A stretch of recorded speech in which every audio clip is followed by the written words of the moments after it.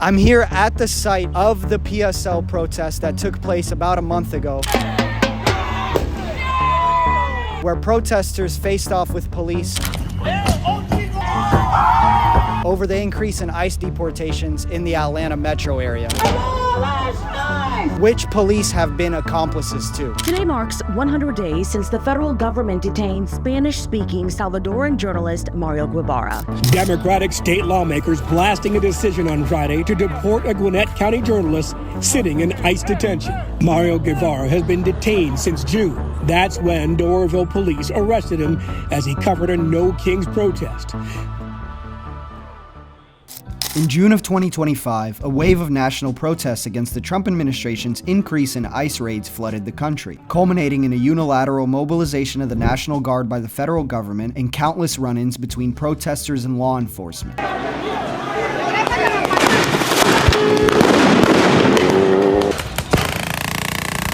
On June 14th, Atlanta's Party for Socialism and Liberation organized an anti-ICE protest in suburban Doraville, scheduled to follow the No Kings protest occurring within city limits, which we were at the scene of and will cover in this video. Protesters were met with resistance from 3 different local law enforcement agencies working in tandem, which gave them a dispersal order and eventually mobilized riot police on them, indiscriminately arresting attendees. One of these attendees was Mario Guevara, a journalist who was arrested under a charge of pedestrian and roadway and turned into ICE custody. He spent the whole summer in jail, becoming the 5th longest imprisoned journalist in American history until his eventual deportation. His case, which we will cover extensively, was convoluted, but the video of his arrest served as a microcosm for a growing occurrence of ICE raids which initially inspired the protest Guevara was detained at. Countless ICE raid videos have circulated mirroring the arrest of Guevara, in which ICE agents quickly descend on an individual, sometimes with the help of law enforcement, and take them into custody without a clear explanation of charges. He's a U.S. citizen! What are you doing? He's a U.S. citizen! He's bringing the Marine Corps officer! No! There's a baby! There's a baby! The imagery is brutal and inspires a lot of questions. Who is carrying out these operations? How is this legal? Is it legal? In order to begin to understand any of this, we must first look at how we got here. What legal precedents are being invoked by the Trump administration to carry out these raids, how they're litigated, how local law enforcement aids the process, and how a quote-unquote national mandate in the previous election cycle sculpted the bureaucratic caste which has fervently ran defense for the agency's operations. Thank you so much for joining us, by the way. You've called the district judge's ruling blocking the deployment of National Guard in Oregon legal insurrection. Does the administration still plan to abide by that ruling? Well, the administration filed an appeal this morning with the Ninth Circuit. I would note the administration won an identical case in the Ninth Circuit just a few months ago with respect to the federalizing of the California National Guard. Under Title 10 of the U.S. Code, the president has plenary authority.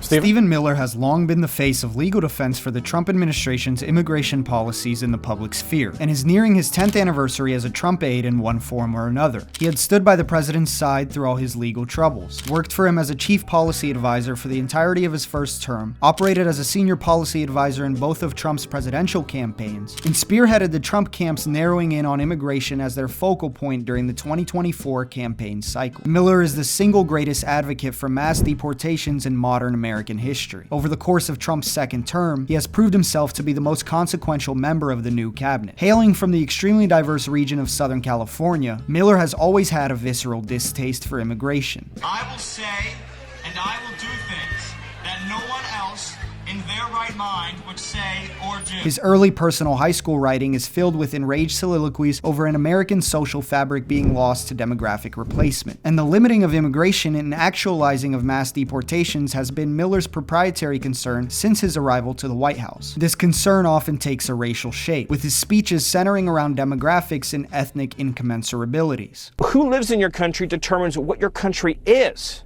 Right? Haiti doesn't work as a country. Like, it just doesn't. People have tried forever. People have spent billions of dollars trying to make Haiti work as a project. Haiti doesn't work. If you take Haiti and you move it to America, it's not going to work here.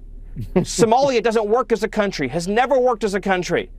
You take Somalia out of Somalia, you put it here, it's not going to work any better. He is neurotically familiar with the law, known in the White House to have an extremely short temper and explosive bouts of anger. Early in his tenure as a policy advisor, Miller would spend his days calling and yelling at internal operatives in the Trump ICE bureaucracy, pressuring them to release sensitive details about detainees to the public before their trials. Miller was the architect of the highly controversial Muslim ban and the family separation policies of the first Trump term, as well as one of the minds behind the attempted construction of a southern border wall financed by Mexico. Miller has only intensified his assault on immigration following the president's brief hiatus from power. And since Trump's inauguration, Miller and his associates have been invoking every technical legal doctrine they can to expedite their deportation goals, finding themselves in an endless war with federal judges attempting to inhibit their overextending will. For scale, Harvard Law Review had found that there were 64 federal injunctions levied against the Trump administration in his first term. In comparison, the White House has reported that the second Trump administration has been at the receiving end of 40 injunctions from January to March of 2025 alone, a record-shattering pace. Despite being the incumbent president, Trump has lost the majority of his appeals on said injunctions, with a loss rate of over 90%, often delivered by judges he personally appointed. Occurring behind the scenes of America's ICE raids is an endless legal battle over the scope of the president's authority on immigration-related matters, and Miller has ushered in an unprecedented level of legal sparring relating to the issue. In order to understand it in our current legal context, we have to first examine the judiciary precedents which have brought us to our current legal nuances. There's about 677 district court judges in the United States of America. Any one of these judges, say a single judge in San Francisco, or a single judge in Boston, or a single judge in Manhattan, can, before today's Supreme Court ruling, issue an edict that is binding on the entire nation. Nobody living in Texas, for example, consented to be ruled by a judge in San Francisco. Nobody living in Oklahoma consented to be ruled by a judge living in Chicago. Or a single district court judge could decide, for example, that an entire class of illegal aliens is exempt from deportation in all 50 states in the entire country. Policy after policy after policy was being decided not by the elected president, the one official elected by the whole American people, but by unelected judges. And in many cases, we're talking about unelected tyrants who are imposing their will on the entire nation. So this is really a momentous ruling. It is a ruling that we had hoped for, not just, by the way, over the last 5 months, but over the entirety of the last number of years, going back to 2017, when this judicial lawfare, really judicial, again, tyranny, began of district court judges trying to sabotage the entire executive branch, and with it, the entire democracy of our country. So often as Americans, we imagine the constitutional dogmas of the United States to be fixed and concrete, a belief which couldn't be further from the truth. The Bill of Rights, granting us every right we know to be a household name, was only applied to Americans in the mid-20th century. Similarly, whatever rights beyond rudimentary due process procedures we believe to be concretely extended to immigrants are almost entirely imagined. And the court has time and time again ruled that immigration matters are the domain of the federal government, namely the president, limiting the scope of the judiciary's involvement in the matter. In the late 19th century, Congress passed a law barring Chinese immigration on racial pretenses. The exercise of the law was upheld by the Supreme Court, and the ruling established the plenary power doctrine, cited here by Stephen Miller. The president has plenary authority. Stephen? A doctrine which enshrined the federal government with near total authority over immigration matters, citing them to be concerns of national security not subject to the judiciary's domain. To this day, the Chinese Exclusion Act has no counter precedent, meaning it could be cited in legal defense as a doctrine of United States law to reaffirm the validity of a similar policy. Since its original ruling, the Supreme Court has only reaffirmed the doctrine of plenary power, upholding the legality of the deportation of people under pretenses of sexual orientation, ideological beliefs, and political party membership. In 1950, the court found that whatever the procedure authorized by Congress is, it is the due process as far as an alien denied entry is concerned. And separately, that immigration laws are, quote, so exclusively entrusted to the political branches of government as to be largely immune from judicial inquiry or interference, end quote, effectively forcing judicial digression to the other branches on the matter. Despite the vast amount of power the court has reaffirmed the federal government to have on immigration matters, there are still clearly outlined historical limitations which have been recently reaffirmed. affirmed. Most consequential of these is an immigrant's right to due process. Without due process, any individual in the United States could be accused of being undocumented at the whim of any given ICE agent and quickly be removed from the United States with no repercussions. In a similar vein, without due process, the president could use false claims of lack of legal status as a pretense for removing political opposition. The Miller camp has turned to antiquated U.S. law with no counter-precedent, such as the Alien Enemies Act of 1798, to expedite the deportation of people on technical grounds. The invocation of these laws has sowed great legal tension and seen the court jump between defending the administration and upholding injunctions against it. Most famously, the highly controversial deportation of Kilmar Abrego Garcia to El Salvador earlier this year was carried out immediately following the president's proclamation invoking the Alien Enemies Act. Put simply, the president found an old law, used it to try to quickly deport people, and hoped courts would retroactively rule in his favor. Federal agents hurriedly deported Abrego Garcia and dozens of other men as the invocation was being litigated, and outright ignored a federal court's injunction against the removal of the individuals until they saw a judge. The Supreme Court originally upheld an injunction stopping the president from deporting people under the act, then eventually lifted a similar injunction, and then unanimously upheld another injunction ordering the Trump administration to facilitate the return of Abrego Garcia for a court hearing. In short, all of the United States immigration law is perpetually in legal limbo, and an individual like Stephen Miller opportunely takes advantage of the gray area, experimenting and answering for it later, or hoping to never have to answer for it. He obtusely exaggerates a caricature of the president's domain over immigration matters, omitting Congress's dual role and constitutional guarantees to certain rights in his descriptions of presidential powers. Let me just say, Mr. President, that this country was going to die without you. This country was going to actually die without you. That's what we were facing in 2024. Miller's paraded TV appearances and press releases can only garner so much support from a base that already largely supports his vision anyway, and that support isn't sufficient for his deportation aims. Deportations are costly, resource-intensive, and met with a lot of local resistance. ICE also carries out the vast majority of its operations in urban areas that support them the least, making them even more difficult to conduct. So they demand a lot of local help, assistance from mayors, city police departments, and elected sheriffs. However, those are local offices that have to answer to their constituents who don't typically support ICE raids. So these local forces wear a veil of opposition, all the while discreetly abetting and aiding ICE. By design, it's hard to understand exactly how, but the June deportation of journalist Mario Guevara is an illuminating example. We were at the scene of the protest where he was originally detained, and in the months since have been collecting records from the police departments present through open requests. For the first time, we will present the visual narrative of how Atlanta's police departments helped ICE deport Mario Guevara. Well, questions for you. Of course, that first person that we saw come out with their hands behind their back, did I see press written on their chest? Yes. Our photographer, Eric Len, it did appear that he did have press written on his chest there, some sort of a vest that he had. We did see him take it off before he was loaded into the police car, I believe, but it does appear that he did have press on there. We're not certain who he was with. He's not part of our team here on the ground here at Fox 5, but that does appear to be the case. The anti-ICE protest where Mario Guevara was detained was orchestrated in mid-June by Atlanta's Party for Socialism and Liberation, at the peak of the Trump administration's mobilization of the National Guard in Los Angeles. It immediately followed the nationwide No Kings protest, attracting a lot of their attendees. The protest started in the parking lot of a Planet Fitness in the heavily Hispanic Atlanta suburb of Doraville. Upon our arrival, we noticed that Doraville PD was present for the entire duration of the protest, and that the attendance was a little underwhelming, amounting to a few hundred people. Protesters kept to the sidewalk, carefully attended to by PSL organizers to not overstep the boundary Doraville PD instructed them to adhere to. Behind me was where the protest first began. Protesters were lined up all along this sidewalk and peacefully demonstrating within the confines of the sidewalk. Things felt largely cordial until the first detaining of a protester by Doraville PD. In Georgia, it is illegal to wear a mask that conceals your identity. One protester was dressed up as Batman, and a couple Doraville PD officers descended on the crowd, drew him out of it, and forced him into their squad car. Right behind me is where police took the man in the Batman face mask and put him into a squad car.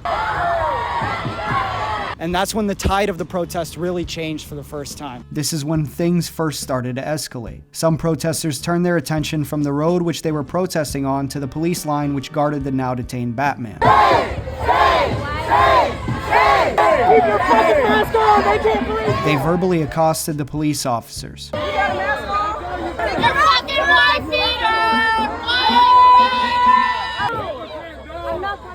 We will do that.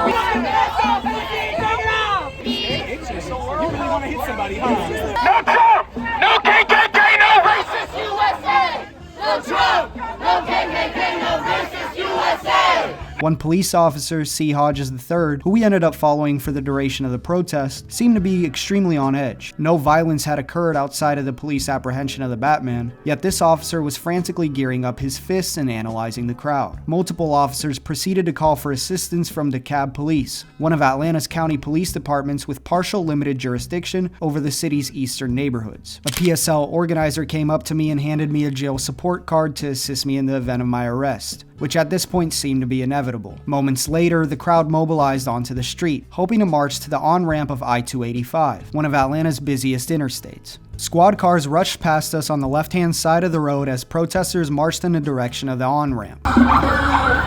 Whatever agreement Doraville PD had with the protesters over event parameters was quickly abandoned following the arrest of the Batman. In the interest of transparency, I have no way of knowing whether the protest's aim was to end up on the road from its onset, or if that was entirely a reaction to Doraville PD's arrest of the aforementioned protester. PSL organizers were, understandably, not quick to answer my questions on the scene. Protesters were stopped in their tracks by an envoy of Doraville PD officers, who held the line until DeKalb Police mobilized its riot unit.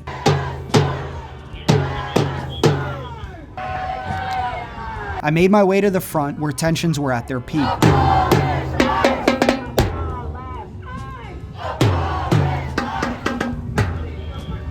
We were given a dispersal order, which I could not hear over the drums.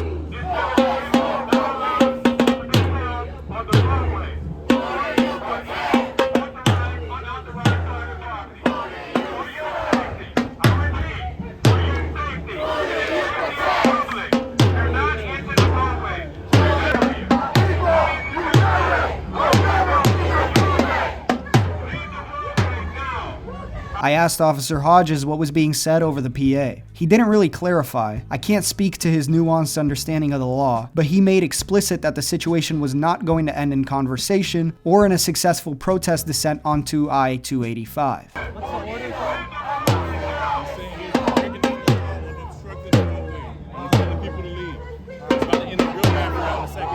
I put two and two together and made sure the jail support slip was still in my pocket as a second envoy of police arrived. An envoy that positioned themselves adjacent to the protesters behind the Wendy's in order to flank us from both open road ends. As I backed up to get a full shot of the protesters and police facing off, the officers behind me and those in front of the protesters descended on the crowd.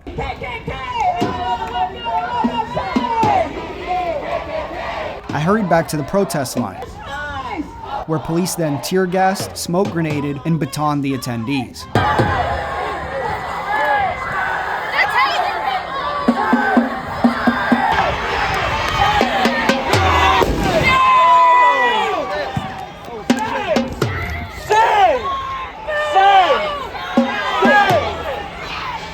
By the time the crowd disbanded, patrol cars had positioned themselves at every single point of exit, blocking them all off. The protest had long been declared an unlawful assembly, meaning everyone who was left was subject to indiscriminate arrest. I watched one protester be detained as he tried to pretend he was just getting lunch at the Moe's. In a shoddy attempt to avoid my own arrest, I drove out of the parking lot and when asked by police, gave a similar excuse. I said I was out for lunch when the protest happened. My complexion, Ford hat, and blue jeans were sufficient corroboration for my obliviousness in the eyes of the police, and I was immediately let through. The same cannot be said for Mario Guevara, subject to a different level of scrutiny with his accent, complexion, and clearly marked press vest. We committed the same trespasses. Everything he was booked for could have equally been applied to me, his charges being pedestrian and roadway, unlawful assembly. Pedestrian and roadway is a common apprehension tool of DeKalb and Atlanta PD, a learned legal tactic we covered in our Cop City documentary, used on other journalists covering inner-city protests. Both DeKalb and Atlanta PD have pursued policing policies that involve slamming protesters and journalists with menial or exaggerated charges that they later drop, ensuring their detention for at least some period of time. In the past, this has included detaining people for pedestrian and roadway infractions, as well as levying charges of domestic terrorism, racketeering, and charity fraud/money laundering. The latter charges brought against protesters raising bail funds, all of which the departments eventually dropped, with some struck down by judges on potentially unconstitutional grounds. For Guevara Guevara, the eventual dropping of his charges was meaningless. By the time DeKalb PD had done so, he had already been turned over into ICE custody. He spent the summer being transported from one facility to another, no chain of custody over his whereabouts extended to his family, being subject to solitary confinement with no charges against him, despite being the primary caretaker of his son who suffered from a stroke. He was among the 5th longest jailed journalists in American history and was eventually deported. The city of Atlanta maintains that it doesn't help ICE in its efforts. However, its adjacent police force presiding over many Atlantans does that bidding for them. Courtesy of an open records request filed by the Georgia Recorder, we found that the Atlanta Metro Gwinnett Sheriff's Office provided ICE with 2 narrative reports about Guevara's work at the behest of a field officer's request, who made clear his intent to build a deportation case against him. The Democrat-controlled Sheriff's Office took issue with his recording of undercover law enforcement and was quick to aid ICE, going so far as to take out previously dropped warrants for misdemeanor traffic offenses immediately after he was put in ICE custody, signaling they were inventing legal reasons to keep him detained. The Sheriff's Office said they are bound to help ICE by state law, applicatively not true, as Clayton County and Forest Park have refused to collaborate with the agency without any legal repercussions, despite also being in Georgia. Atlanta's own police department proclaimed that it does not aid ICE, which is also not true. We submitted an open records request,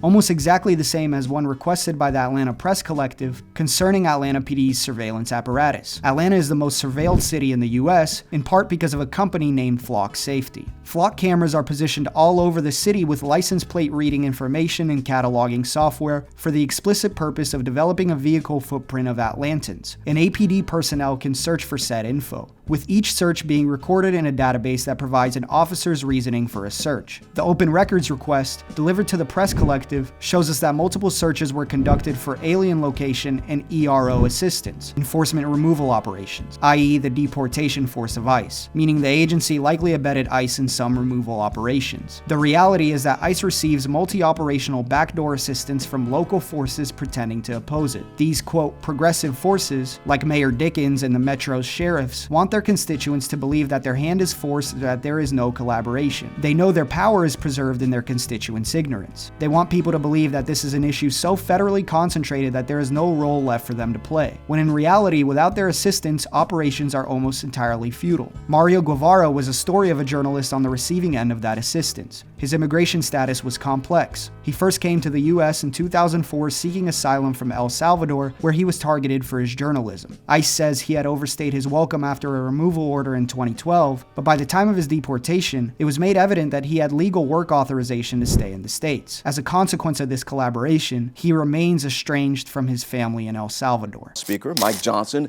joined Georgia's congressional delegation in Washington, D.C. as he signed the Laken-Riley Act. The act, as you know, is named after the Georgia nursing student found dead last year on the University of Georgia campus. An undocumented immigrant was convicted of her murder.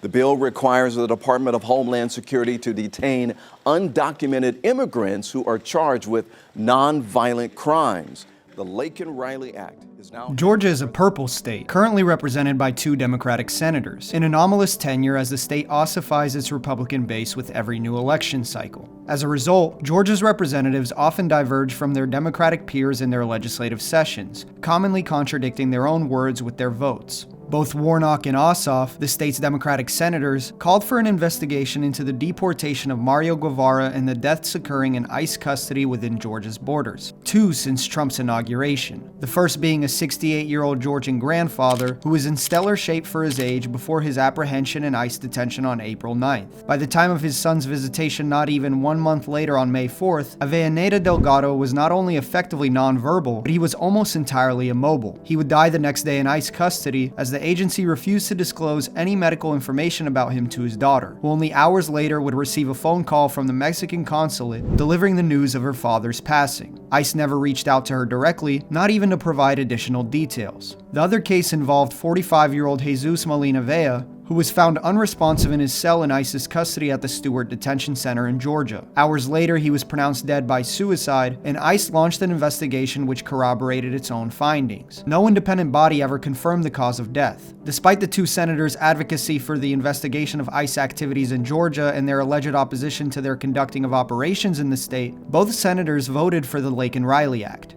a bill that requires the federal detention of non-citizens by immigration authorities who have been merely arrested, not convicted, for certain petty crimes. Named after a Georgian nursing student who had been brutally murdered and raped by an undocumented migrant on the University of Georgia campus, the bill was voted into law under the guise of it being a vessel for intercepting potential criminals before they commit serious acts of violence. As Riley's murderer was arrested for theft but eventually released back onto American soil, culminating in Riley's murder. In reality, the bill's proprietary purpose is to protect the profits of corporations from being hindered by petty crimes like shoplifting, by allowing severe punishment for them. Voting against the bill in Georgia, as a mere extension of its name and the climate it was proposed in, would be political suicide for a senator. In this state, the name Laken Riley is as well known as Jimmy Carter, and probably eclipses that of Ossoff or Warnock, as the image of a white suburban girl murdered by a, quote, Biden-imported illegal was the embodied confirmation of every conservative Georgian's vote-inspiring fears. Nothing was as politically efficacious for the Republicans as the invocation of her death, and nothing would be as politically damning for the state Democrats as voting against a bill donning her name. So the Democrats play a part. While filming for the first part of this documentary, at the scene of the protest months earlier, we encountered a man feeding pigeons in front of a pawn shop. Well, this guy feeds them. I feed him, he feeds them. The owner of the property likes them. Mike Tyson likes pigeons. That's why he started boxing. He spoke to us about his love for animals, and he carried himself with a certain gentleness. Uncharacteristic for his age, he didn't take much issue with my camera or my presence on private property. He delicately maneuvered the pigeons, which took warmly to him, and opened himself up to conversation. He spoke of his love for animals and how he couldn't understand why anyone would will them harm. I just like animals, man. I wasn't always like that, but I ended up that way. What's not to like about animals? However, as the conversation progressed, things took a turn. I never saw a Hispanic person until about 1988. And I had a little Guatemalan kid back here. Motherfucker. He spoke of the loss of cultural semblance in the area due to immigration, his distaste for the influx of Latinos. He spoke of how they had no work ethic, of how they burdened the social fabric, and how they cultivated the incessant pressure put on white men to loathe themselves for other races' shortcomings. You white people, you never did any heavy lifting. We did it all, always. By the end of it all, he was warning us of a black propensity for violence, that we should be wary of those who pretend they do not will violence on us as white men, and that we ought to be proactive. Black people just hate white people. Run all our old white asses off. They're going to start on you. Don't let them fool you. At the end of the day, they just want to kill somebody. And if they can't find a white person to fuck with, they kill each other. He nostalgically spoke of the order of segregation, and eventually he grew wary of my camera. There was segregation. We're basically separated. And I'm starting to think we'd be better off that way. We don't get along. The whole incident perfectly captured the American condition. A man doing completely fine, possessing a good relation with the local shopkeeper, having lived to his old age with no meaningful harm done against him, carrying himself with clemency for the vulnerable animals ignored before him, but ensouled by hate when visiting the abstract idea of immigration, advocating for a politics of violence he's entirely removed from, to protect a peace that is not at risk. The pigeons he feeds are no different than those of the decades prior, on the same property where he began his practice, off the same street that he's always accessed it from, complaining about demographic collapse and its consequences to two perfectly content men before him sharing his exact complexion. Immigration does have winners and losers. In Springfield, Ohio, the housing crisis has been exacerbated by the influx of Haitian refugees. Haitian refugees who, as everyone privy to the town's affairs have confirmed, have never consumed a single cat or dog, despite the manufactured rumors. And rumors are manufactured with intent. In Springfield, they're eating the dogs, the people that came in. They're eating the cats. They're eating the pets of the people that live there. If the president and his aides can convince you that Haitians have been eating cats and dogs, a primal disgust and existential fear arises in you, and you will no longer be interested in systemic reform or harmony with them in any sense. If Stephen Miller gets on television and points out the state of ruin Haiti is in, without mentioning the 2-century history of American military involvement in ensuring that to be the case, you will grow to view them as unsuitable for your way of life. And in a matter of years, you will find yourself staring at the pigeon before you with a level of compassion and grace you no longer afford to your fellow man. And in that headspace you will vote, as does the man in the pawn shop lot. Stephen Miller knows the weight of that vote, and so does John Ossoff and Raphael Warnock. In a state decided by 11,000 votes, a vote can be worth more than gold. Despite them both being the senator's constituents, one thing separates the man outside the pawn shop from an undocumented immigrant: the capacity to vote, a fact that Ossoff, Warnock, and all Democratic leaders in the state are very well aware of. So they play the part, a part they can only play so long as their constituents allow them to, a fact they hope their constituents aren't illuminated to. I never imagined there will be something like he's doing now. He's doing something terrible against our community.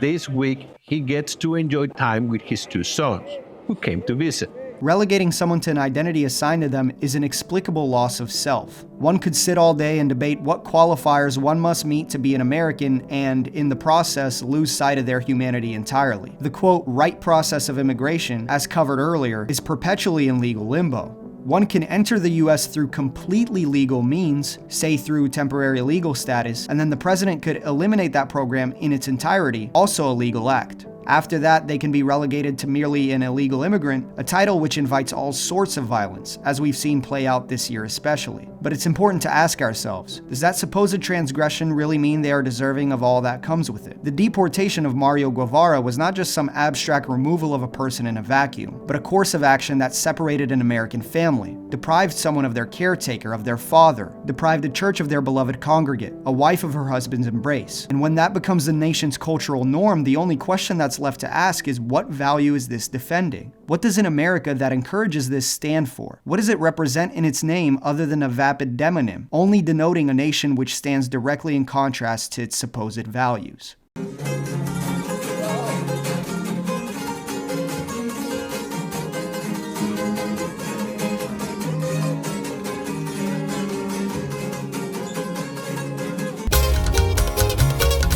Y que suena el requinto, compa Joel.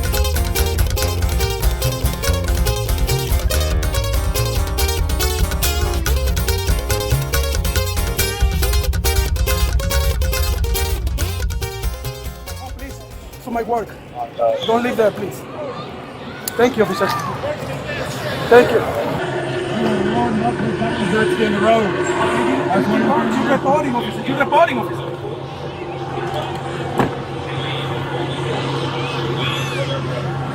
That's so coming to get him, or? I don't know.